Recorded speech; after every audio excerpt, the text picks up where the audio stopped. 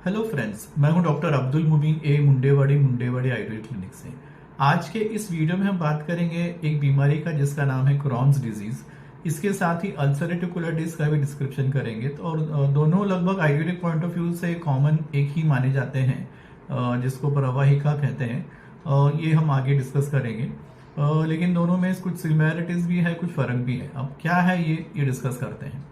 क्रॉन्स disease जो है ये इन्फ्लेमेटरी बाउल डिजीज है और इसके अंदर लूज मोशंस होना, खून जाना, पेट में दर्द होना, इंटेस्टाइन्स में अल्सरेशन होना, भूख कम होना, वजन कम होना, इस तरह के सिम्टम्स होते हैं। कभी कभी ज्यादा अगर बढ़ गया तो फिस्टुला या एब्सेस भी हो सकता है।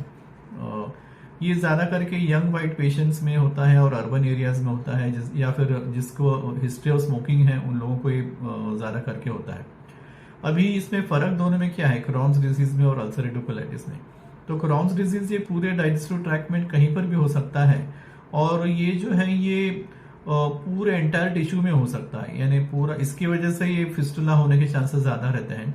वेरएज अल्सरेटिव कोलाइटिस जो है ये ज्यादा करके लार्ज इंटेस्टाइन और रेक्टम में होता है और ये कंटिन्यूस इन्फ्लेमेशन रहता है और ज्यादा करके सिर्फ जो इनर लाइनिंग है उसको अफेक्ट करता है।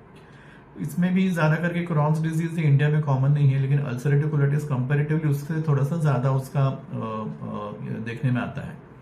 अभी ये दोनों भी जो है मॉडर्न ट्रीटमेंट में, मॉडर्न सिस्टम ऑफ मेडिसिन में ट्रीट कैसे करते हैं, तो steroids, anti inflammatory drugs, immune suppressant medicine और ये यूज करते हैं। लेकिन इससे इतना अच्छा रिस्पॉन्स आता नहीं है, फिर उसके बाद साथ स्टीरॉइड उसमें ऐड करना पड़ता है। आयुर्वेदिक हर्बल ट्रीटमेंट इसका क्या है, ये दोनों बीमारियों का। तो आयुर्वेदिक हर्बल ट्रीटमेंट जो है ये डाइजेस्टिव ट्रैक्ट के जो भी एबनॉर्मलिटीज है सबको करेक्ट करने के लिए दवा दी जाती है। इंटेस्टाइन्स का इन्फ्लेमेशन कम करने के लिए दवा दी जाती है। डाइजेस्टिव सिक्रेशन इंप्रूव होता है, डाइजेशन इंप्रूव करने के लिए दवा दी जाती है और एब्सॉर्प्शन अच्छा होने के लिए दवा दी जाती है। इसके साथ ही जो मोशन सही ढंग से होता नहीं उसके लिए दवा दी जाती है। तो ये इन्फ्लेमेशन ट्रीट करके अल्सरेशन भी हील होने लगता है हर्बल मेडिसिन से। और इसके साथ साथ ये दोनों भी बीमारियां, खास करके क्रॉन्स डिजीज जो है ये एक ऑटोइम्यून डिसऑर्डर की तरह से माना जाता है, जिसमें या तो इम्यूनिटी कम होते हैं या फिर इम्यूनिटी कॉम्प्रोमाइज होती है और उसकी वजह से ही बीमारी पेशेंट में दिखाई देती है। तो इस तरह के बीमारी में इम्यून जो मॉड्यूलेशन या रेगुलेशन करना पड़ता है, तो इसके लिए भी दवाई दी जाती है, जिससे जो इंटेस्टाइन्स में अल्सर्स है वो सही ढंग से हील होने लगते हैं।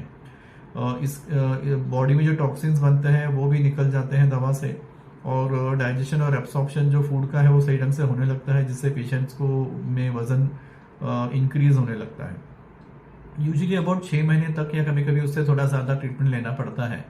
और सिविरिटी कितनी है और इम्यून स्टेटस पेशेंट का कैसा है ये डिपेंड करता है इसके ऊपर। और जहाँ पे सिविरिटी बहुत ही ज्यादा है और सिर्फ ओरल मेडिकेशन से फर्क नहीं पड़ रहा है, ऐसे पेशेंट्स के अंदर फिर आयुर्वेदिक ओरल मेडिकेशन उसके साथ साथ पंचकर्म ट्रीटमेंट भी ऐड करना पड़ता है। खास करके एक आयुर्वेदिक मेडिकेटेड एनिमा जिसको बस्ती बोलते हैं, उसमें एक पिच्छा बस्ती करके एक स्पेशलाइज बस्ती है जो ओरल मेडिकेशन के साथ कंबाइन करके देने में बहुत जल्दी असर होता है। मोशन सही ढंग से होने लगते हैं और जो अंदर इन्फ्लेमेशन है और अल्सरेशन है ये हील होने लगता है। तो इस तरह से ये कॉम्बिनेशन ओरल मेडिकेशन का और आयुर्वेदिक पंचकर्म, खास करके एनिमा, ये इससे क्रॉन्स डिजीज में भी और अल्सरेटिव कोलाइटिस के अंदर भी बहुत अच्छे रिजल्ट मिलते हैं। ज्यादातर पेशेंट जो है पूरे हील हो जाते हैं, पूरे रिमिशन में जाते हैं। उसमें कुछ लाइफस्टाइल इश्यूज अगर है तो उसको ट्रीट करना पड़ता है, स्ट्रेस भी ट्रीट करना पड़ता है। खाने में क्या है, डाइट भी थोड़ा सा रिस्ट्रिक्ट करना पड़ता है, ये सब देखकर इंस्ट्रक्शन देना पड़ता है ताकि ये फिर से रिकर ना हो। तो फ्रेंड्स, ये एक शॉर्ट डिस्क्रिप्शन हुआ Ayurvedic herbal treatment Crohn's disease का और अल्सरेटिव कोलाइटिस का। मिलते हैं अगले वीडियो में। Good bye.